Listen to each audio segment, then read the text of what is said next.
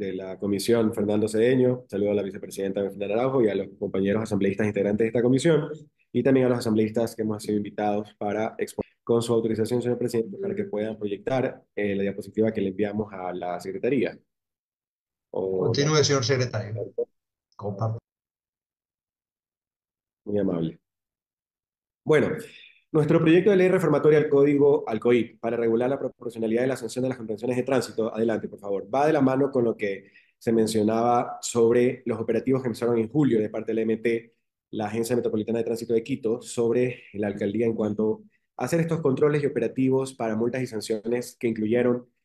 lo que se mediatizó sobre las penas privativas, la pena privativa, perdón, de libertad de 3 días para los conductores que infrinjan los límites de velocidad establecidos. Como conocimos, uno de los primeros operativos, adelante por favor, que se hizo en el sur de Quito, en la Quitumbeñán, que fue en el sector de la plataforma gubernamental sur, hubieron 7 infractores. El primer sancionado fue un ciudadano de origen chino y excedió el rango moderado de circulación en vías urbanas. Bueno, con el uso del radar móvil, circuló a 64 kilómetros por hora en esta avenida, por lo que se convirtió en el primer sancionado que podría enfrentar o habría podido enfrentar la prisión por esta infracción. En las declaraciones del alcalde de Quito, indicaba que parte de lo que él decía era que tal vez no se ordene la privación de libertad, sino medidas sustitutivas, pero esto no era parte de lo que mencionaba lo que ordena el COIP.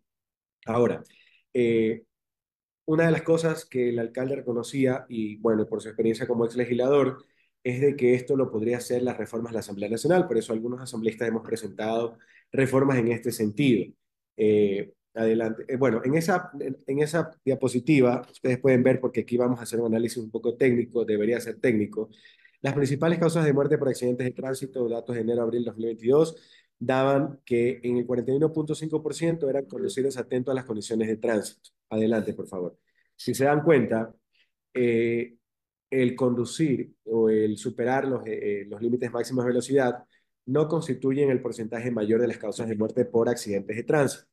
Por otro lado, debemos considerar que en algunos países de la región, en tema comparado, las penas por superar los límites de velocidad son penas meramente económicas y también disminución del puntaje de los puntos de la licencia, como por ejemplo en Colombia, Perú y Uruguay. Es cierto que hay otros países también de la región como Chile, en el caso ecuatoriano también, que incluían la pena privativa de libertad. Ahora,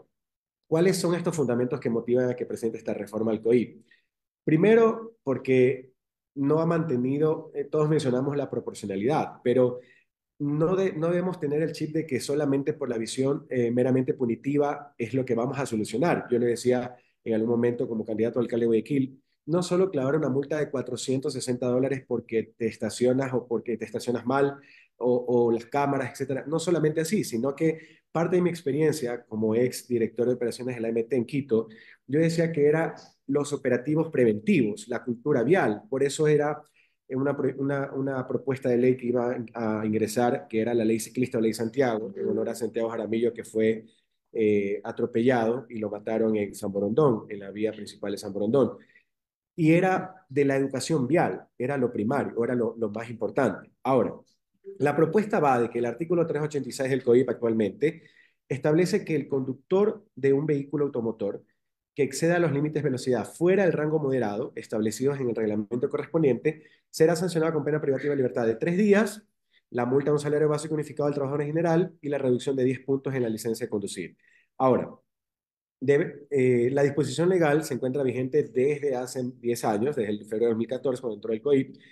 pero la siniestralidad no ha disminuido en gran medida durante este lapso de tiempo, es decir, en estos 10 años. Esto es un llamado también para las agencias y autoridades de tránsito de los gobiernos autónomos descentralizados para que puedan efectuar campañas de educación vial preventivas. Ahora, vamos a hablar de la parte más importante, que es la proporcionalidad. En el tema de aplicar la proporcionalidad, es un principio jurídico que lo que busca establecer es la relación justa y el equilibrio entre la gravedad del delito y la severidad de la pena. Por ejemplo, yo cito a unos autores, entre esos a Lupo, por ejemplo, en su libro que es el Manual de Derecho Penal, él establece que la proporcionalidad se refiere a la necesidad de que la pena sea adecuada y justa en relación a la gravedad del delito. Por eso se destaca la importancia de considerar la culpabilidad del autor y el daño causado. Otro autor, que es Zaffaroni, en su Tratado de Derecho Penal, él enfatiza la importancia de la proporcionalidad en la aplicación de las penas, porque destaca que la pena siempre debe ser justa y equilibrada con la verdadera gravedad del delito y la culpabilidad del autor. Yo he estado investigando y he encontrado algunos papers, algunos documentos científicos. Entre esos voy a citar dos muy buenos, uno de dos autores, que es Laura Meyer Lutz y Javier Vera Vega, eh, de la Pontificia Universidad Católica de Valparaíso, Chile, con el nombre Sistematicidad y Técnica Legislativa en Materia Penal, un estudio a partir de los delitos nucleares de la Ley de Tránsito chilena. Voy a leer textualmente lo que dice este documento, este artículo académico. Dice, al mismo tiempo, tal consagración arbitraria del castigo puede implicar una vulneración de la máxima de proporcionalidad al existir una ruptura de las exigencias de ponderación o razonabilidad, justamente porque se estaría sancionando de manera abiertamente diversa supuestos equivalentes en cuanto a su gravedad. Sin perjuicio de la discusión relativa al fundamento de los principios penales en general y de la máxima de proporcionalidad en particular, la relevancia de esta última para el desarrollo de una adecuada técnica legislativa es una cuestión relativamente pacífica a nivel doctrinal. Dicha circunstancia plantea la conveniencia de examinarla en relación con el castigo del manejo, y pongo el ejemplo, el paper cita el ejemplo sobre el caso, de manejar en estado de ebriedad o bajo la influencia de las drogas que impliquen muerte o lesiones graves, gravísimas en la legislación penal chilena. Y en las conclusiones de este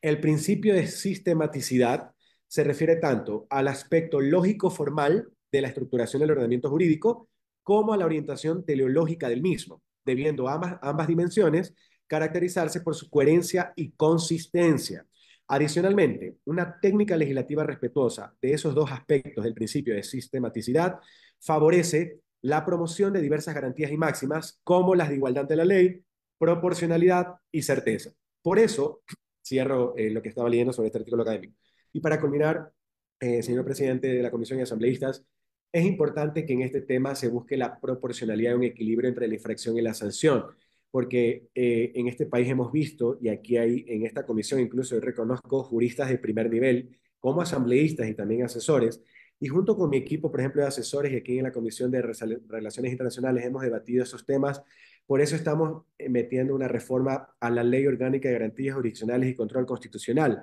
porque esto va de la mano con la, disculpen el francés, con la prostitución de la garantía jurisdiccional. Entonces, vamos a arreglar un poco el tema de que cómo se ha prostituido la solicitud del habeas corpus, lo que hemos visto mediáticamente. Pero esta reforma que he ingresado a la comisión de ustedes, lo he hecho en el sentido de que no es justo que en este país la ciudadanía ha visto y todos hemos vivido de que lamentablemente gente trabajadora, honesta, que tal vez estamos viendo que no sale a conducir un auto a 61 kilómetros por hora a matar y lamentablemente le estás dando una prisión. Y venga el delincuente,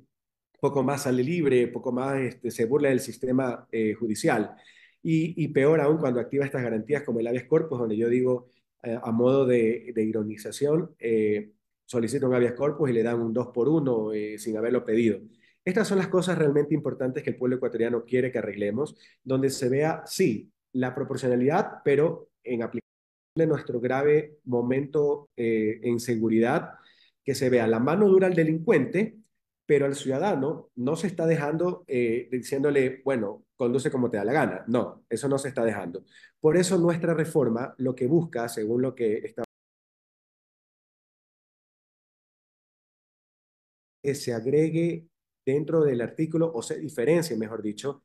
del 386 y se agrega el numeral respectivo y el 387 del Código Orgánico Integral Penal, donde nosotros hacemos una diferenciación entre conducir, por ejemplo, no es lo mismo, y el caso de las asambleístas, que bueno, los que conocemos la perimetral, no es lo mismo el ciudadano que conduce por la Simón Bolívar en Quito, la perimetral en Guayaquil, que el que está, por ejemplo, en una calle en Guayaquil o en Quito, como por ejemplo la Quitumbeñán, que el método de tipificar o de decir cuál es la sanción, sea esta, la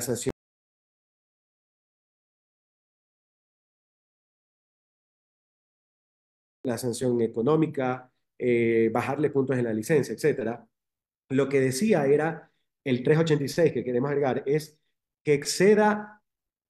el límite de velocidad fuera del rango moderado en tipos de vía perimetral, rectas en carreteras y curvas en carreteras establecidos en el reglamento correspondiente. Esa es mi propuesta, que se quede diferenciando a nivel del código, a nivel de fuerza de ley, que se quede diferenciar el tipo de vía en el cual tú vas a poder sancionar, que es lo correcto, para que luego el reglamento haga lo respectivo, y en el artículo 2 agregar el numeral 6, luego el numeral 5 del 387, que es que el conductor con un vehículo automotor que exceda los límites de velocidad que fuera el rango moderado en tipo de vía urbana tenga las sanciones pues, que hemos visto correspondientes, que no implica la pena privativa de libertad por los 3 días. De esta manera, creo fervientemente que estamos ayudando a arreglar ciertos problemas o vacíos jurídicos que existían. Bueno, no existe un vacío en este caso porque la norma era clara, pero un tema de justicia social y de reivindicación de que sí vas a tener una sanción, porque no puedes dejar libremente que alguien conduzca como le da la gana o que vaya en una vía de 60 o de 50 a 100 kilómetros por hora. No, vas a tener una sanción, sí, pero no puede ser que alguien que conduzca a 61 kilómetros por hora a 64 kilómetros por hora tenga una prisión, vaya a una privación de su libertad por 3 días. Esta es la propuesta que he hecho junto con mi equipo de trabajo como asambleísta de la provincia del Guayas. Estoy seguro que dentro del debate que ustedes van a tener como comisión, van a valorar todas las propuestas y si puedo aportar en algún momento en la construcción de que van a hacer de esta reforma, estoy a la orden. Muchísimas gracias, señor presidente, señora vicepresidenta, señor secretario y asambleístas.